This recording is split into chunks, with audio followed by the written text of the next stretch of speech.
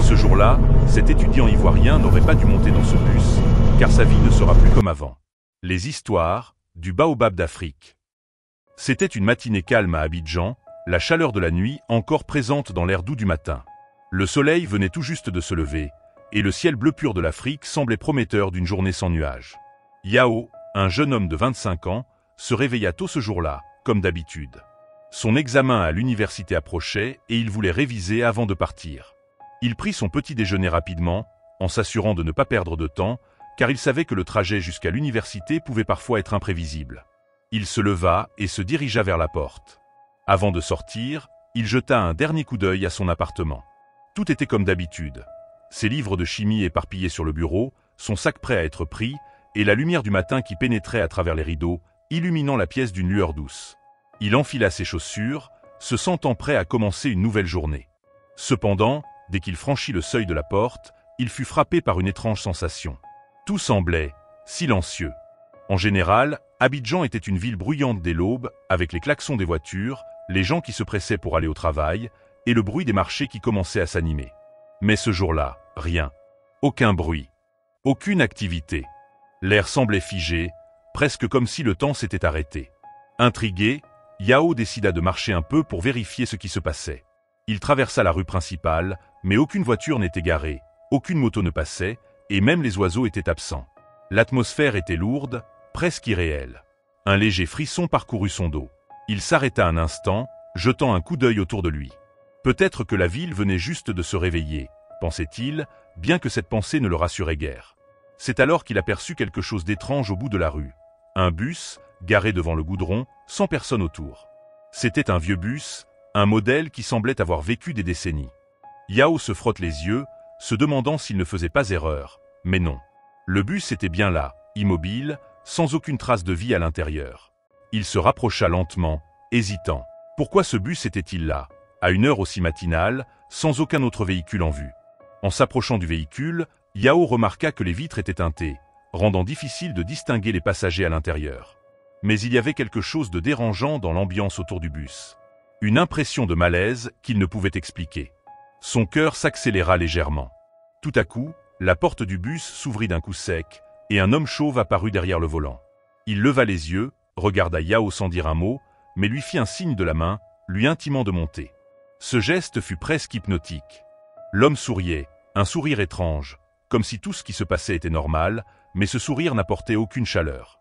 C'était un sourire énigmatique, mystérieux, presque menaçant. Yao se sentit attiré par ce geste, un peu comme si une force invisible l'incitait à monter à bord. Sans vraiment savoir pourquoi, il se dirigea vers le bus et monta. Une sensation étrange l'envahit à mesure qu'il franchissait la porte. Tout semblait calme, trop calme.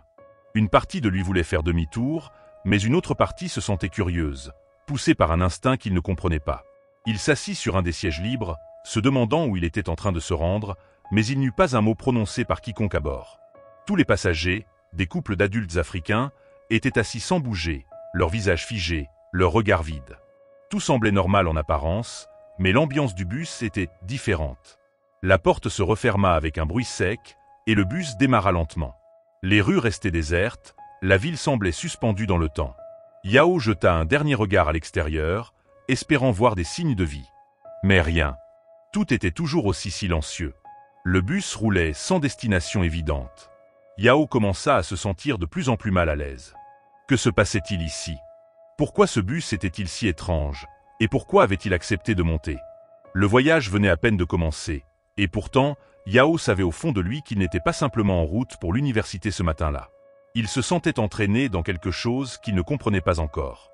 Le bus roulait lentement, ses pneus crissant doucement sur le goudron désert. Yao scrutait les visages des passagers autour de lui, cherchant à comprendre ce qui clochait. Leurs yeux, sans vie, étaient rivés sur un point invisible, comme si aucun d'eux ne percevait sa présence. Il y avait une lourde atmosphère dans le bus, une sensation de pression, comme si le temps était suspendu. Yao, tout en restant assis, commença à se poser des questions. Où était-il en train de l'emmener? Pourquoi personne ne parlait? Tout semblait irréel. Il tourna la tête vers le chauffeur, qui restait de marbre derrière son volant. L'homme chauve était d'une grande tranquillité, son regard fixé droit devant lui, comme s'il conduisait une route qu'il connaissait bien. Aucun signe d'émotion ne traversait son visage, pas un seul mouvement inutile. Yao observa ses traits, des traits fins, presque anguleux, mais son absence de cheveux et son sourire énigmatique rendaient son visage plus étrange encore. Il était difficile de dire son âge, mais quelque chose dans son regard trahissait une sagesse ancienne, une expérience qui dépassait la simple réalité humaine. Soudain, sans prévenir, le chauffeur tourna légèrement la tête vers Yao. Ses yeux, d'une intensité glaciale, croisèrent les siens. Un frisson parcourut le dos de Yao, mais l'homme ne dit rien. Il se contenta de lui faire un signe de tête, comme pour lui signifier de se détendre, comme si tout était sous contrôle. Ce geste déstabilisa Yao encore plus. Pourquoi était-il le seul à se sentir aussi mal à l'aise? Pourquoi les autres passagers, ces couples silencieux au visage figé, ne réagissaient-ils pas? Puis, alors qu'il regardait les passagers, Yao eut un choc. Il vit un des couples qui l'entourait échanger un signe de main discret. Le geste n'était pas un salut amical, mais une sorte de communication secrète, un langage étrange que Yao ne comprenait pas. Soudain, le bus ralentit. Yao jeta un regard anxieux à l'extérieur et remarqua que la ville avait disparu derrière eux. La route devenait de plus en plus isolée, l'horizon incertain. Puis, au loin, une forme floue apparut, se dessinant dans la brume, une silhouette massive qui semblait surgir de l'invisible. Yao avait l'impression que le bus se dirigeait vers un lieu où aucun humain n'était jamais allé. Son cœur battait la chamade. Le malaise était devenu une certitude. Ce bus, ce chauffeur et ses passagers, ils n'étaient pas d'ici. Ils étaient d'un autre monde. Et Yao ne pouvait plus faire marche arrière. Le bus roulait toujours, filant à travers une route qui semblait de plus en plus détournée des sentiers connus. Yao scrutait l'extérieur, où les ombres devenaient plus longues, comme si la lumière elle-même hésitait à s'aventurer dans cette zone inconnue. Le paysage autour de lui était devenu de plus en plus étrange, comme si la réalité elle-même se déformait. Il n'y avait plus de traces de la ville ou de la vie humaine, juste une vaste étendue de forêt dense, un brouillard épais et un silence oppressant. Les passagers autour de lui demeuraient silencieux, leurs visages toujours aussi figés et impassibles. Pourtant, Yao sentit que quelque chose changeait. Une pression palpable pesait sur lui, comme si les regards des autres passagers se faisaient plus insistants, plus perçants. Mais ce n'était pas simplement une question d'observation. Un coup d'œil furtif dans le miroir du bus lui fit découvrir quelque chose d'encore plus inquiétant. Les visages des couples qui l'entouraient semblaient changer, subrepticement. Ce n'était pas une transformation évidente, mais plutôt une distorsion subtile, comme si leurs traits humains se fondaient lentement avec quelque chose de plus animal. Les lignes de leurs mâchoires devenaient plus prononcées, leurs yeux plus larges, et une lueur étrange, un éclat presque bestial, semblait s'allumer dans leurs regards. Yao cligna des yeux, cherchant à comprendre. Mais les changements étaient là, bien réels. Ses voisins de siège, ces couples assis côte à côte, avaient maintenant des traits qui évoquaient des animaux, des êtres hybrides. Leur peau, auparavant humaine, semblait plus dure, presque écailleuse. Et leurs visages étaient devenus des têtes de cabri.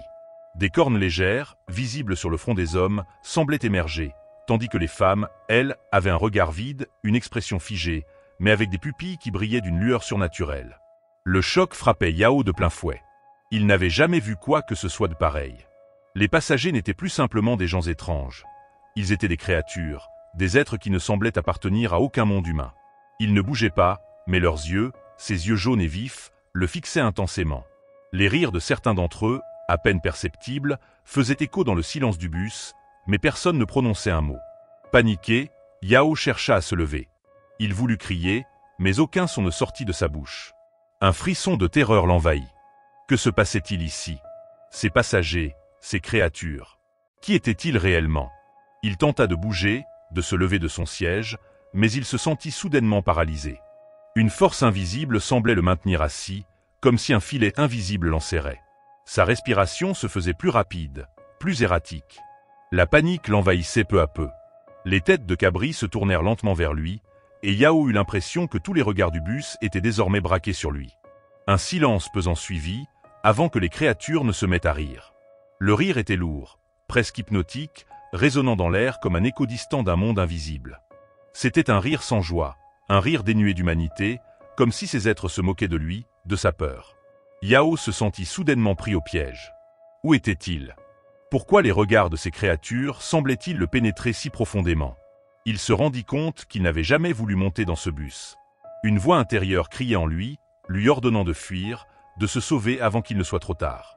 Mais le chauffeur, toujours aussi calme, ne semblait pas avoir remarqué l'agitation grandissante dans le bus. Il roulait, impassible, fixant la route comme si tout était normal. Le bruit des roues sur le sol devenait de plus en plus lourd, comme une mélodie menaçante qui s'intensifiait.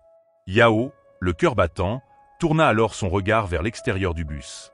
La route était désormais complètement déserte, une mer de végétation dense et impénétrable tout autour.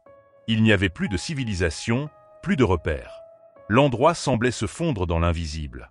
Où l'emmenait-il? Et surtout, pourquoi lui?